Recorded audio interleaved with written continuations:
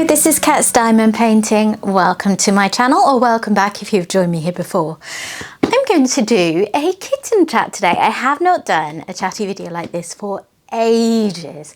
I've said before, like, I've got to be honest, they are not my favourite video to film.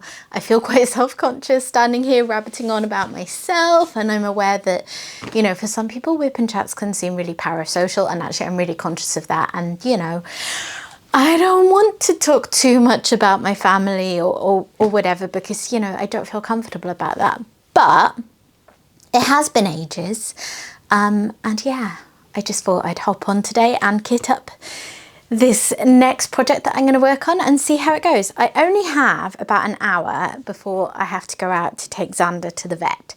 Xander being my oldest cat, the big floofy one, if you've seen him on videos, because I think he's got another ear infection.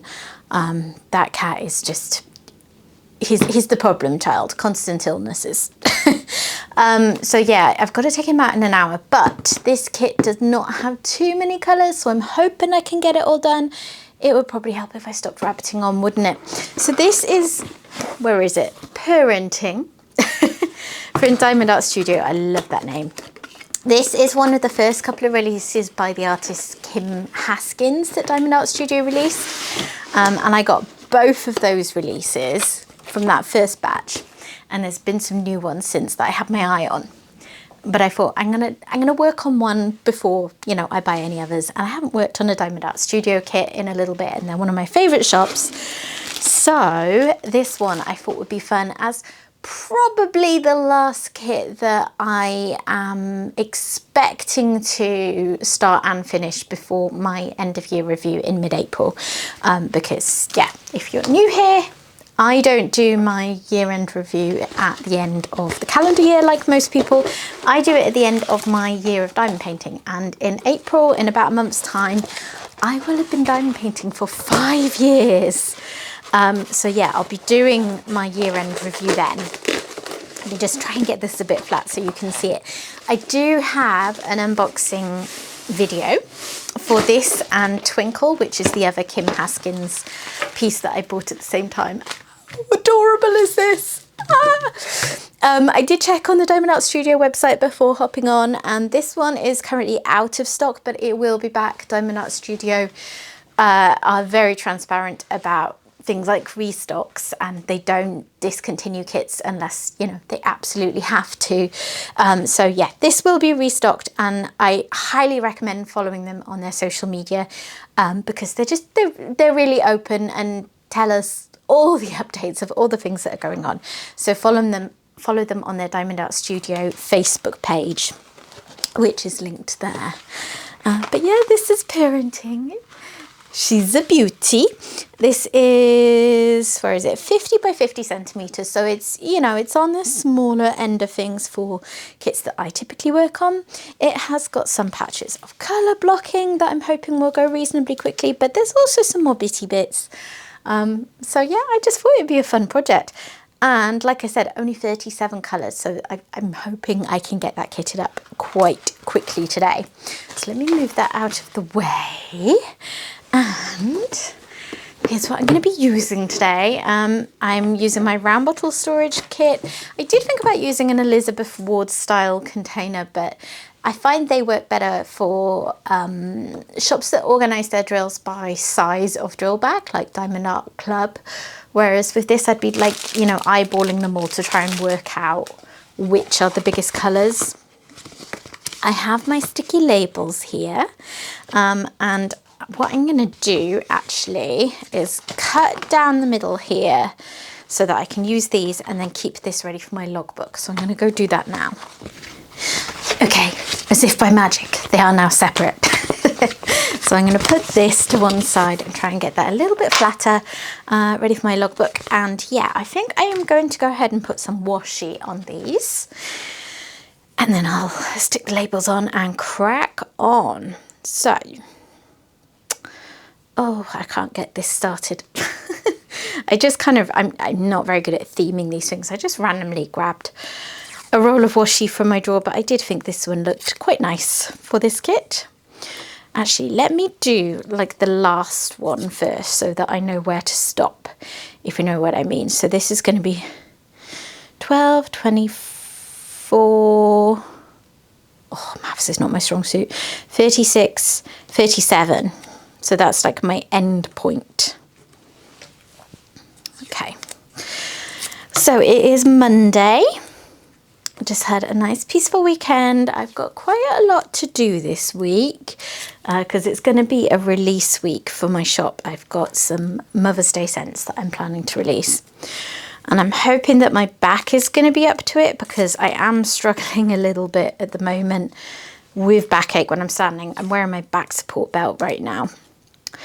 I think I have mentioned this in passing on videos, but not since I last did a chatty video, that I have been diagnosed with fibromyalgia, which is, you know, kind of an explanation for all the aches and pains and muscle problems that I've mentioned over the years. I'll probably get onto that in a little bit. So yeah, it's Monday. It feels very Monday-ish. I'm pretty tired because I'm a night owl, so on the weekend I can't help myself but to stay up too late, and then yeah, I get my body clock all out of whack. In fact, it's been out of whack for a while now, and I've been living on a very different time schedule to the majority of working people.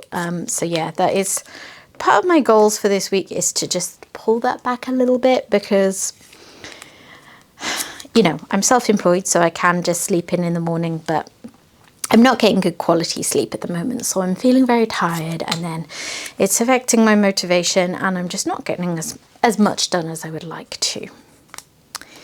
So I've dealt with my orders from the weekend. It was probably the quietest weekend I have ever had since opening my shops. So in case you don't know, I sell diamond painting putty primarily on Etsy, but also on TikTok shop in the UK. And it has been so quiet. I think I might be getting affected. I mean, there's lots of reasons, lots of very, very valid reasons why people aren't choosing to shop as much for non-essentials at the moment.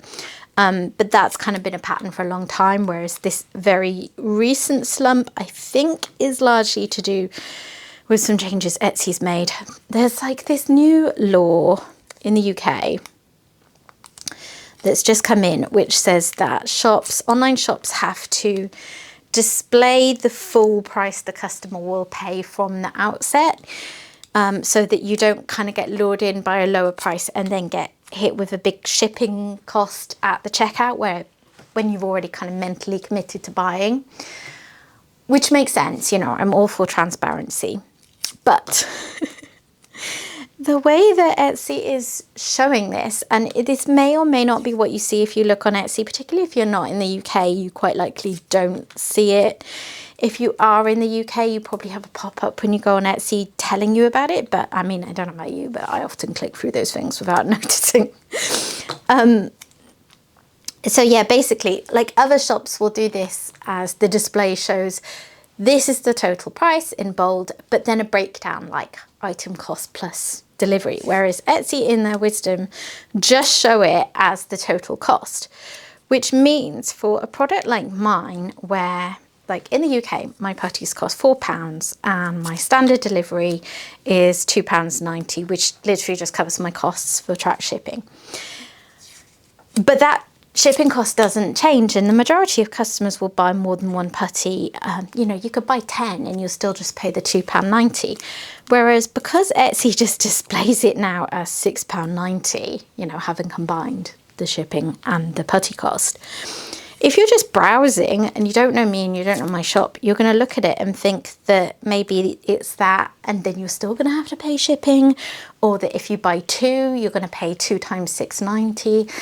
Anyway, there's been a lot of chat about it in Etsy forums, and I can only assume that is why, like, I've had a real slump this past week or so, because that's about when it came in. It's a little frustrating. Hopefully it will be a temporary thing until people kind of realize what this new law is doing. And yeah, it's just, it's frustrating because it's counterproductive, right? Etsy want shops that sell on Etsy to make sales because Etsy takes a cut of every single sale that I make, you know, even down to the shipping cost. They take a cut of that too. So yeah, like, work with me, guys. Display it in a way that makes sense, because the whole thing is supposed to be about transparency, but it's actually in some ways confusing.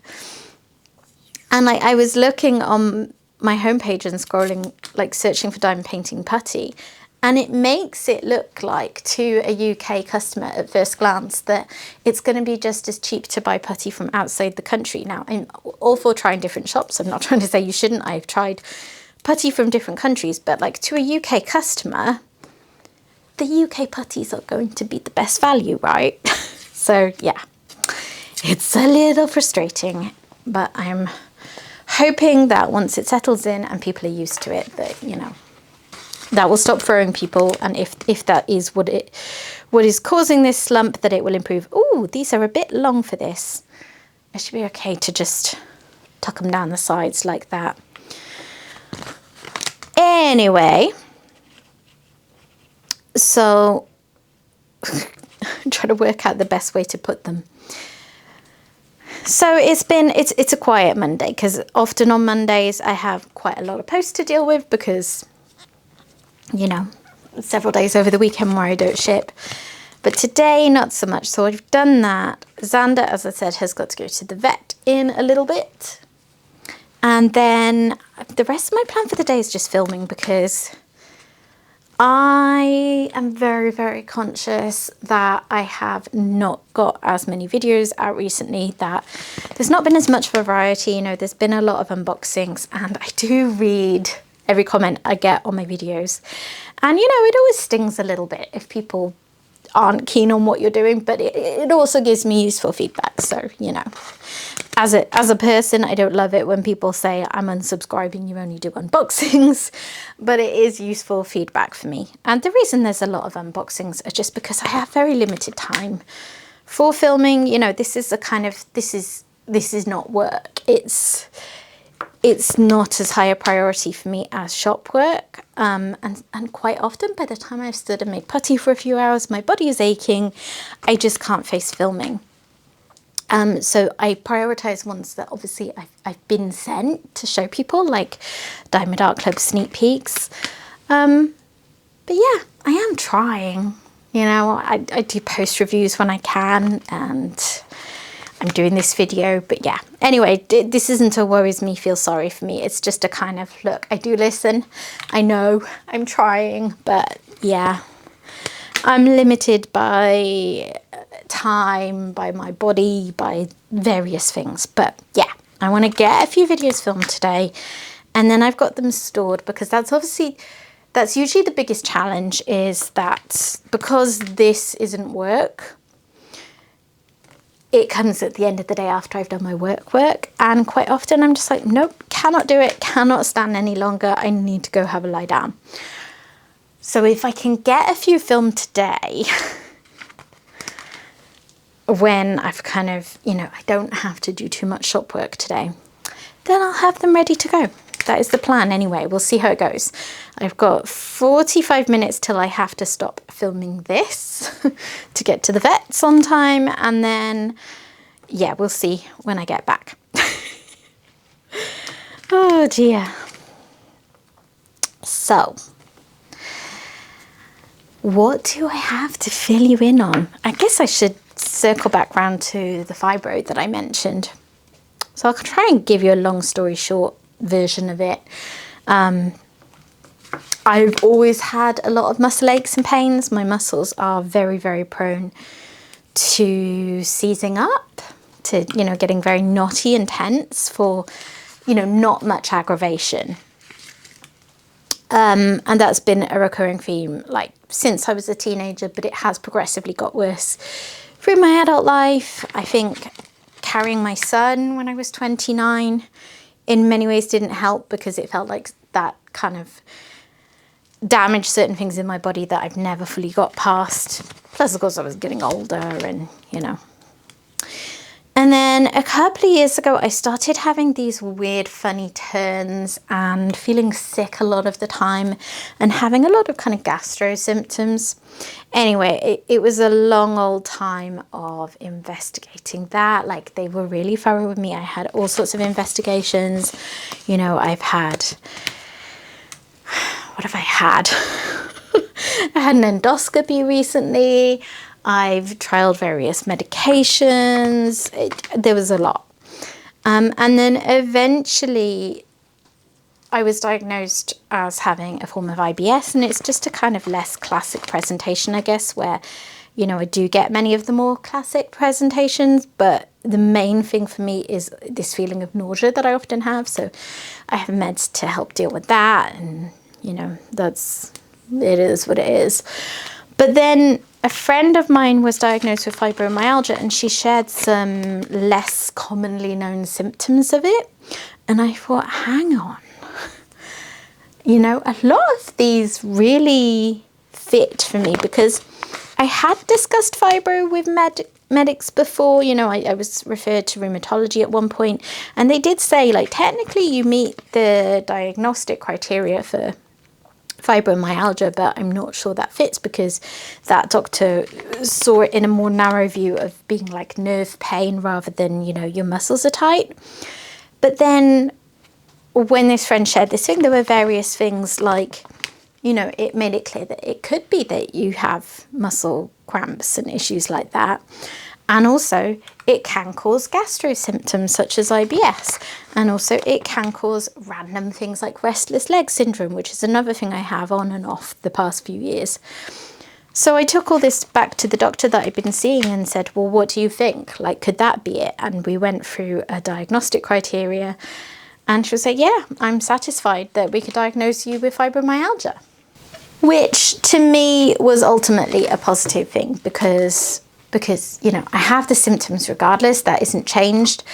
But I've always struggled with this thing where I feel like I look like a bit of a fraud over it. Hang on, let me open this and deal with all the crinkling. Okay. I've always really struggled with, like, feeling misunderstood by people, or feeling like people aren't really going to, I guess, believe me in a way. So it's always been a thing for me that if I'm saying, oh, I have all these muscle aches and pains, but I've not got any diagnosis to back it up, that people might think, you know, I'm kind of making a bit of a fuss about nothing. And no one's ever given me any indications that they do, but to me, it helped mentally to be able to say to myself and to others, yeah, I'm really hurting today, or I have to be conscious of this, that, or the other because I have this condition. Right, there's going to be static, isn't there? So I am going to do some huffing and puffing into these bags to introduce moisture and just hope that it doesn't get in the way too much. The problem with baggies, I find, is that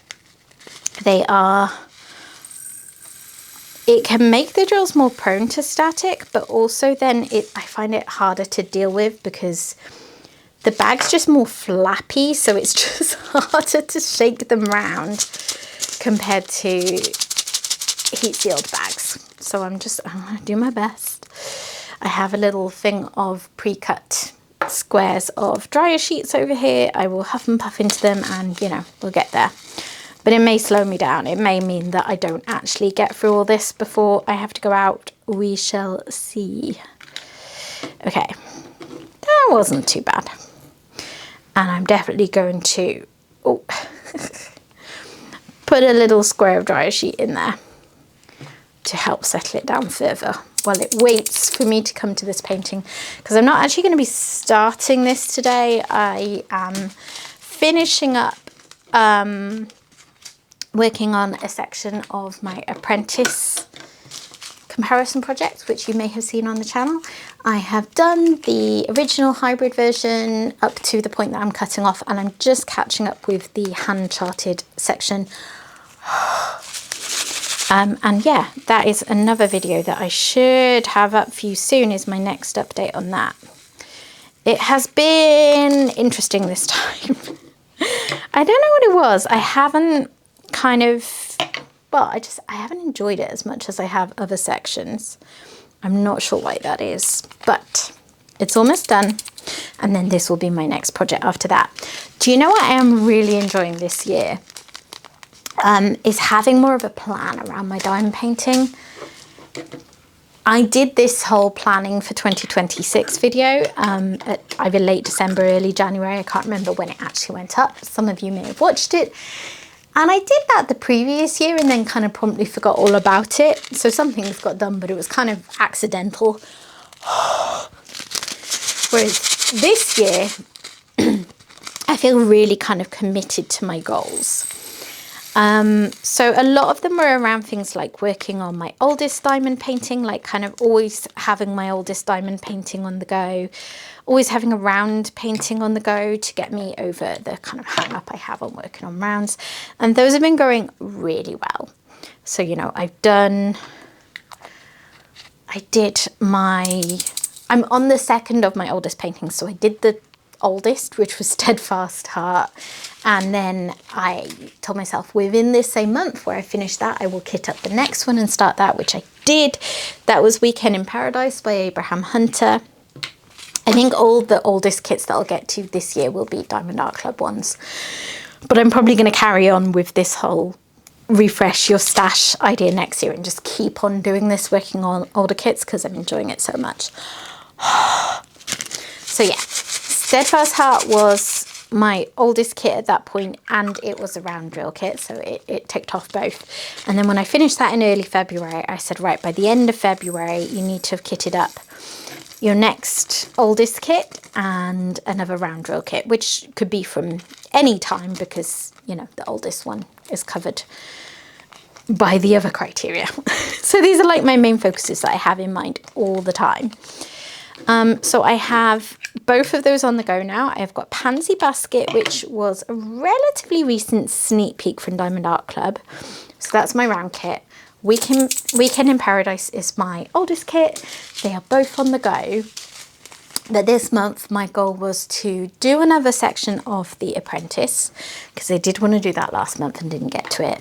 I wanted to do this because I wanted to work on a Diamond Art Studio kit. And then I will get back to Pansy Basket and Weekend in Paradise. Anyway, the point of all this rambling is that I never prior to this year particularly wanted to do the thing where, you know, I had things planned out. There are other creators that really like to plan out their diamond paintings, and I find their videos on it fascinating, but I've never been particularly drawn to doing that because I've always been more of a diamond painting with the feels. I'm going to work on what I feel like working on. But I'm actually loving the structure it's giving me and feeling like I have a plan. And, you know, if that changes at any point, you know, I can still work on other things, so I can still diamond paint with my feels. But those things will be underway as well.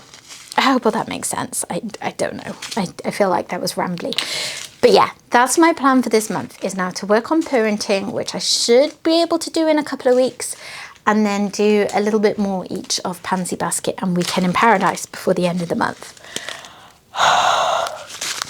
And then, you know, we'll see when those get finished for when I need to kit up another round drill kit and another oldest kit. The next oldest kit will be All Things Become Love, which if you watched my video last year about kits, I think it was called something like 10 kits that I can't bring myself to work on. And most of them were kits that have sat in my stash for a while because I kind of love them too much to work on them and have them done. But my next oldest kit is going to be one of those, All Things Become Love, and I'm going to go for it. That is the plan. So that'll be exciting. But then next month, I also, when it is kind of the middle of the month, my 5-year diamond painting anniversary, I also really want to start working on my custom kit, which again, I keep referring you back to other videos, but it's relevant, I promise. I'm not just plugging things, because yeah, I did do an unboxing video for my custom kit. Which was an image by a local artist to like my favorite place in the world. She gave me permission to use it. I've had it turned into a custom by Diamond Art Club. And I said when I unboxed it, I'm going to start working on this in April to celebrate 5 years of diamond painting. And I did. And I will. That is the plan. It's going to be a long-term project because it's a very big kit and it has a lot of confetti because Diamond Art Club custom kits that you claim through their Treasure Quest rewards program are not hand rendered in the same way that normal kits are. So, you know, it's touched up by hand. You can see where that's been done. But there are a lot of sections that are still pretty much just computer rendered. So yeah, that will be a long-term project that I'll do in small sections, but it'll be exciting to have that going too. So yeah, I'm really, really motivated and enjoying my diamond painting again. I've never stopped enjoying it, but definitely the last couple of years I have made less time for it, probably sort of since I started the shop and I was working properly again. And now I'm back to really prioritizing making time for it and getting a lot more done, which is satisfying, you know. It's the point of having a decent amount of diamond paintings in your stash if you're not going to get through them. So, I'm not convinced I'm getting through all these before I have to go out. I might have to kind of finish this video off when we come back. So, what else have I got to chat about? I did a thing recently. I went to see ABBA Voyage, or ABBA Voyage. I don't know what it's supposed to be. People call it either way. I don't know. Anyway, I went to see that in London with my mum and sisters. The three of them were really wanting to go, and I'm not much of a concert person, if I'm honest. I think it's probably to do with being short and just always having issues with, you know, I'm not going to stand. Well, I couldn't stand these days for all that time, but in the past, you know, I'm not going to stand because I'll feel claustrophobic because I'm so much smaller than everyone. Seats, you can be so far away. I don't know. I feel like those put up barriers. So I'm just not much of a concert goer, but I like a bit of ABBA, but I never would have gone of my own accord. But my mum and sisters were really keen to go because it's finishing. So if you don't know what it is, because as far as I know, it's only been a thing in London so far. And you know, you might be thinking, well, ABBA were big years and years and years ago. How are they still performing? It's holograms. So basically, ABBA have given permission for them to do this. I mean, they're involved. Like their current personas spoke through their holograms at certain points, you know. So they're very heavily involved in the whole thing. But basically, the show is holograms of ABBA as they were kind of in their heyday performing. And there were some bits that were a bit different, but mostly it was just them on stage as holograms. And yeah, I really didn't know what to make of it. First of all, the arena that it was in, it was like purpose built and it was a lot smaller than anticipated. So a lot of the things that I don't like about going to shows were kind of cancelled out by that anyway. But yeah, they were, the first time I saw the holograms, I was genuinely a bit freaked out by them. You see them, you know, just like any other concert you might go to, you see them as little tiny figures on the stage, and that was fine. But then there's also videos blowing them up to a larger size so you can see them properly. And when I looked at those, it was very, do you know what I mean if I say uncanny valley?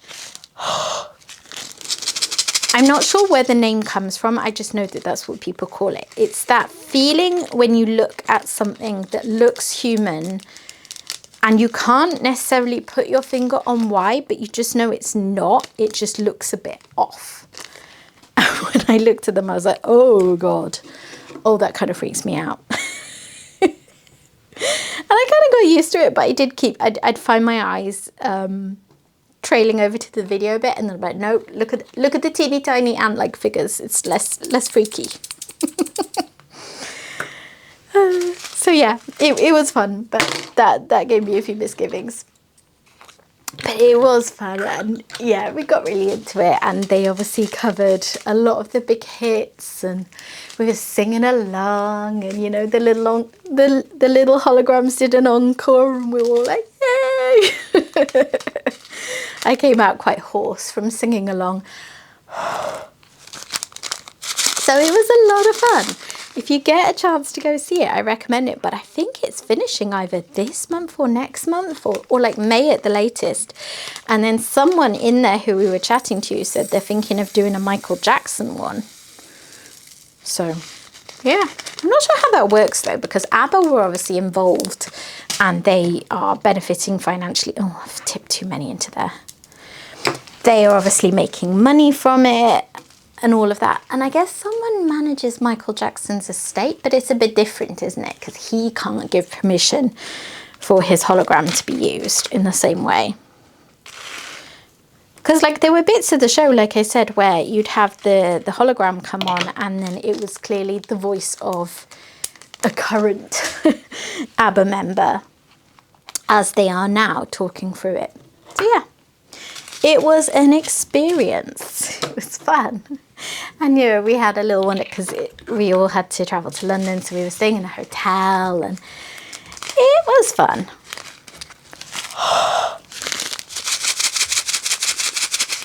We had a little wander around Spitalfields Market because we were staying there on the day we got there. Actually, we got there, we went and had lunch. And then we had a little wander and we had a little rest in the hotel. Then in the evening we went to the show. But then the next day there was a plan to go to the Imperial War Museum, which I really wanted to do, but I did not sleep. I basically, you know those nights when you're like, you know that you must have dozed because, you know, you haven't literally just lain there for 8 hours wide awake, because you'd know about it and you'd get super bored. But I just came to and was awake so often through the night that it basically felt like I hadn't slept. My body doesn't cope well in different environments because I have my own bed so like maximized for comfort for all of my triggers that anytime I'm in a hotel, I tend to struggle. It was really hot. The aircon kept going off because we were in like this basement hotel room because London's so expensive. We went for quite a budget hotel. Anyways, I ended up going back the next morning because I did not have a day of wandering around a museum in me. It's like, I'm really interested in the topic. I love the Imperial War Museum. I've been there before, but yeah. It ain't gonna happen. But it's a shame. It has a lot of memorabilia from, you know, previous wars and a lot of historical context and things like that are of massive interest to me because I've always enjoyed history. So yeah. Anyway, we still had a good time and the others went to the War Museum. It was just me that wussed out and went home early.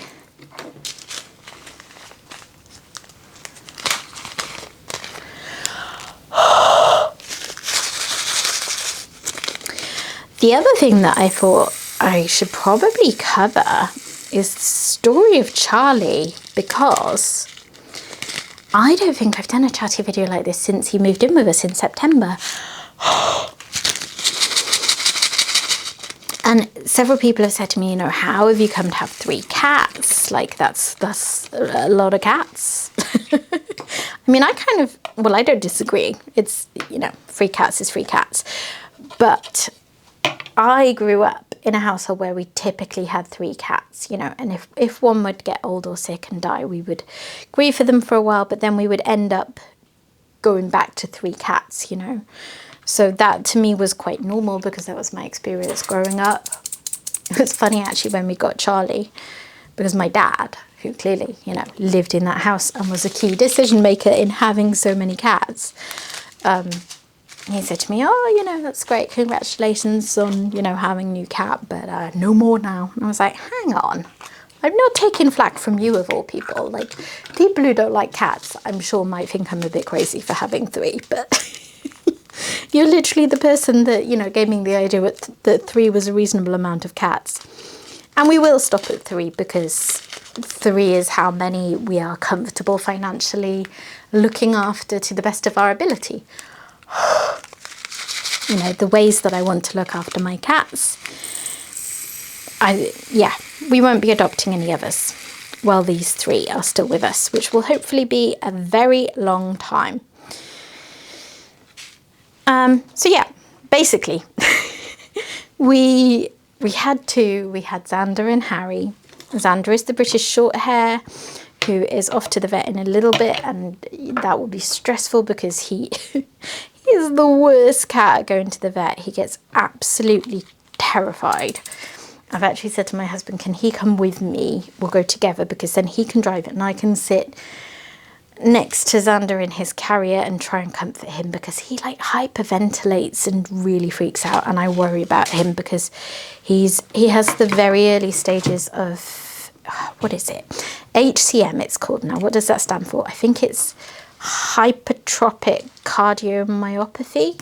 So the vets found a heart murmur, and he had a scan with a cardiologist back in December, and that's what they said, that he has the early stages of that. He doesn't need treating for it yet, which will probably change as he gets older, but like his heart isn't working perfectly. So yes, the story of Charlie. My son had been clamoring to get a 3rd cat for a while, and I wanted one too, because of course I did. But we were talking about that back in the spring, and I was like, let's be very responsible and adulty about this and not rush into anything.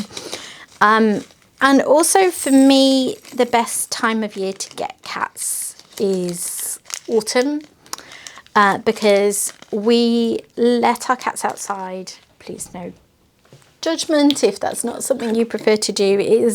I've learned a very cultural thing, and here in the UK it is very normal to let your cats outside.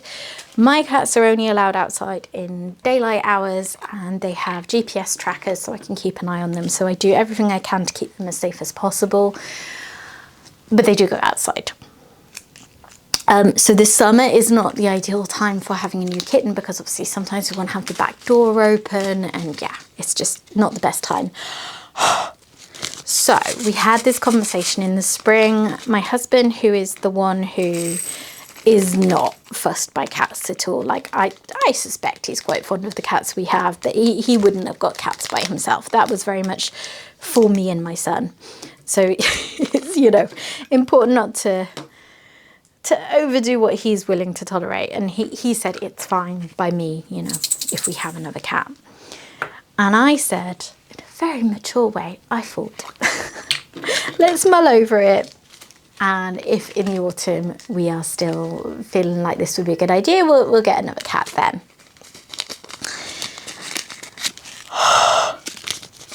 So the autumn came round, and I was scrolling Facebook one day, and I saw a post from a local animal sanctuary, the Oxfordshire Animal Sanctuary, and they had this cute little kitten. She was a female cat. She was called Nina, and she was ready to go to a new home, and she sounded really lovely. And I sat with it for a couple of days, and then I said to my husband, like, what do you think? Are you still on board? Is it okay with you if we do this? And he said, sure. So I filled out an application. You know, it was quite a detailed application about, you know, who we are, what the family setup is, whatever cats we have, you know, what my views are on certain things, do we vaccinate, all of these kinds of things for them to check, you know, that we'd be responsible pet owners by their standards. So I filled all that out, but a couple of days had passed since I initially saw that post, so I wasn't surprised when I heard back that she had already found a home. Little Nina had. But they said, we do have lots of other kittens if you would like to come in. So they obviously thought our application was good enough. So I relayed this to my husband, and I was like, what do you think? Should we go and have a look? You know, no commitment, but we could just have a look. And he was like, look, it's okay if we go, but let's be realistic about this. If we go and look at the kittens, we will adopt a kitten. So are you ready to adopt a kitten? Because, yeah, he knows me. Anyway, we went. It was actually the first day that my son started high school, and we didn't tell him about it in case it didn't pan out. And we went over to the sanctuary, and obviously we did choose Charlie, but my son came home from school and I wanted to hear all about his first day, and he was doing the usual, it was good, it was fine. I was like, I've got really exciting news to share with you, and I am not telling you until you have told me about your day to a satisfactory degree. Worked like a charm. But yeah, we went into the sanctuary and they took us to see some kittens, and then I wasn't necessarily feeling it with those ones. They were a little older because they'd had ringworm and been treated for it, so they couldn't be adopted out as early. And I think as a result, they had missed quite an important socialisation window. And I was just a little bit nervous about, you know, introducing a very nervous, shy kitten like that into a household with 2 big grown cats already. So we said, you know, we're not sure this is the right fit for us. Are there any others? And they took us to a different room, which had several kittens in, and a mum. And they were about 11 weeks old. And one of them was a little white and tabby kitten who at the sanctuary went by the name of Flea. And as you can probably work out, Flea went on to become Charlie. We spent some time. He was very shy, obviously, because he was a little 11-week-old kitten. But he was still quite friendly, and, you know, he was playing with us. And I fell in love. And just like my husband said, you know, we went there and we did not leave without saying, we would like to adopt this kitten, please. Yeah. And so that was the story of Charlie. We picked him up, I think, 3 days later. They have, they said they had basically a whole waiting list of stray cats that had been reported to them that they didn't have space in foster homes for yet. So like, it's really important that they get the kittens out as soon as possible, because once they're rehomed, you know, it frees up, everyone sort of moves through the system, so it makes space for another cat somewhere to be rescued, to have her kittens in a safe foster home, and then eventually to move on to the sanctuary to be rehomed. So yeah, he came home with us. We, the first night he was in our bathroom. So we have a kind of ensuite bathroom off our bedroom. So he was in there because it was the best house where we could give him a small enclosed space near to people, but, you know, with space, because that's the best way to introduce a new cat to a house, is to give them somewhere where they can hide away and it's not too big and overwhelming. And then by the next day, really, he was fed up being in there and he moved out into our bedroom, and that was, you know, straight away he became a little baby. That second night he was he started sleeping on the bed with me, and he slept on the bed with me more or less every night since. And it took probably a month or so introducing him to the other cats. So not too bad. Harry noticed him straight away and was very growly, and, you know, we just took it very slow, didn't push them on each other. Xander was hilarious because Xander, like, he must have been aware there was a kitten there, because he was suddenly shut out of our room. He would have smelled him, he would have heard him meowing, all of this. But Xander acted like he didn't even know there was a kitten there for like a good week or two. And then one day, he, you know, kind of acknowledged him, and he started making this scared meows. Xander is my wuss baby. Yeah, it took a little while, but we got there. And they're not super close, but they do all right together. Xander, I'm pretty confident, would have preferred to stay an only cat. And, you know, he's never been wild about the idea of brothers. Harry, to us, was a lot more sociable. Like, he was friends with the cat who lived next door for a while. They don't seem to hang out anymore, but they would literally run around the garden playing together for a while. So we thought, you know, he would benefit from that, and then Xander would benefit that there wasn't the same demands on his time of having, you know, a young cat in the house that wanted to play.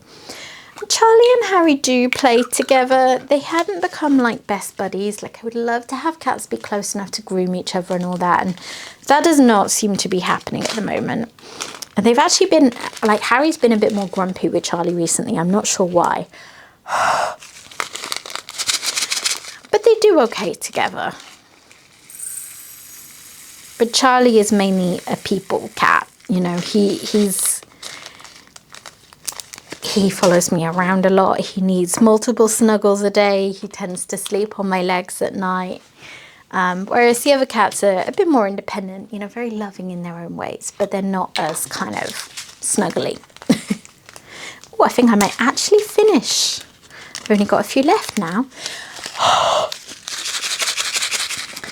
So yeah, that's the story of Charlie. He is just my little baby. I call him Kitson. I don't know why. It's just what I always seem to call kittens. But yes. So it's been, I was going to say a busy few months, but it's been a pretty typical few months, just with the exciting addition of Charlie joining the household. As I said, my son started high school, and, you know, I don't really want to talk too much about my son because I'm always conscious of his privacy. Which is one of the things I was alluding to before about how Wip'n'chat and things can get a bit parasocial, because I don't really want to talk about my family's business just to fill content time. But he's doing well. He settled into high school well. He seems to have lots of good friends. He's doing very well academically, so yeah, no concerns there. If you ask him what he thinks about school, he'll say he likes the food and everything else is a bit rubbish. But he has conceded that that's just a general not really wanting to go to school, because, you know, what self-respecting 12-year-old does particularly want to go to school, but he's happy with it as far as school goes. He's made the school football team. He's just doing really well. Craig, my husband, is fine too. Some of you may remember him from the unboxing that he did last year. I'll have to see if I can convince him to do another video this year. A few people said, what about getting him to diamond paint with you? Now, that is not something I think will ever happen. He has no interest in it whatsoever. You know, in these almost 5 years of me diamond painting, like, Josh has tried it several times and has enjoyed it at different points. Craig has never placed a single drill. He is just not interested at all. So yeah, I don't know about that, but maybe I could get him to do something like another unboxing and, you know, see if he's brushed up on his lingo anymore, or whether he's still chatting nonsense about drill bits.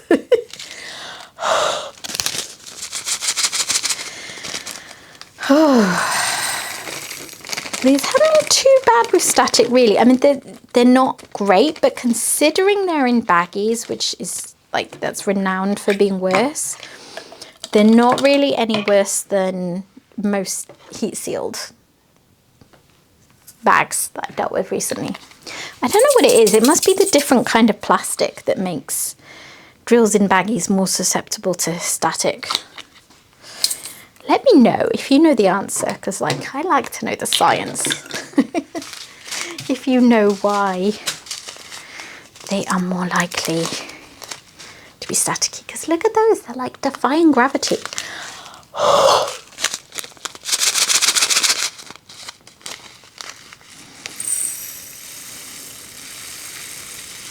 I'm stressed even thinking about taking Xander to the vet.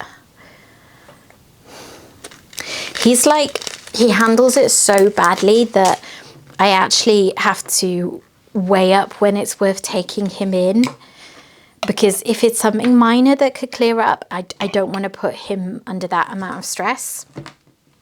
But then it's very hard to know, because cats are so good at hiding when things are bothering them. And last time, so what it is he's scratching just below his ear. He has this random scab there, and his eye looks a bit weird below it too, like it's a little bit gunky, like nothing terrible. He's not showing any signs of pain, but it just doesn't look right. And last time he had these exact symptoms, it was an ear infection. which of course, you know, if it's an infection, it's not going to just clear up by itself. So we need to get him some meds, but oh God, I don't want to. Last time it was a nightmare. It took 2 of us to hold him down to put these eardrops in his ears. As soon as you got them in there, he would furiously shake his head and the oil would fly out anyway. And we never figured out a way to stop him doing that. Yeah, not fun.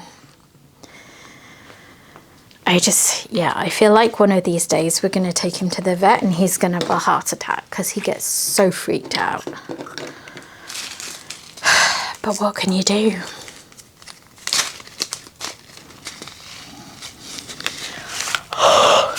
Frosty drills.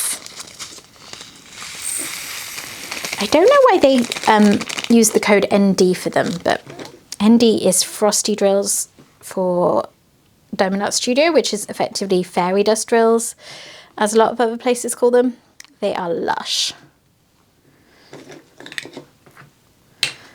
But still prone to static in a way that ABs don't tend to be. Do I have any ABs? No, I think it's just fairy dust for the special drills. And I only have 3 more, so I can quickly finish this up and then say goodbye to you. I literally have like 8 minutes till we need to leave the house. So no drawn out goodbyes today. Oh, come on, come on. See, I'm now in the like more haste, less speed part of kitting up because of being against a timeline.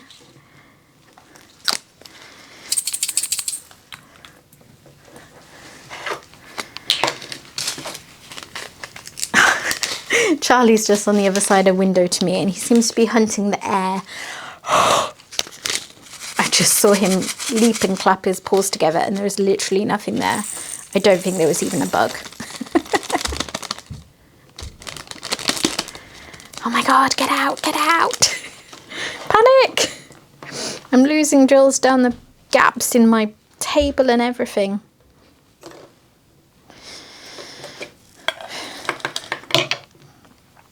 Okay, 1 colour to go. And then I will be skedaddling promptly.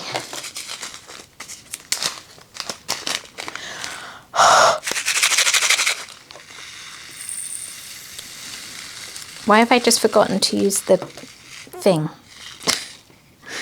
This that's been helping me the whole way through, and I'm just... See, now I'm rushing, I'm forgetting stuff. Okay, I'm going to seal that up with some dryer sheet in there. I've dropped drills for, I think, every single colour, so I'll be finding drills for days. But I am done. Okay. That's it, guys. Oh my God, there are so many drills on the table. Help. There we go. Right, I am off ski to take Xander to the vet. Thank you for keeping me company. Hope you've enjoyed listening to me ramble on. But yeah, thanks very much for joining, guys. If you have enjoyed this video, please consider dropping a like on it. And if you're not yet subscribed, I would love to have you stick around, so please consider doing that too. And I will hopefully see you again soon. Bye bye.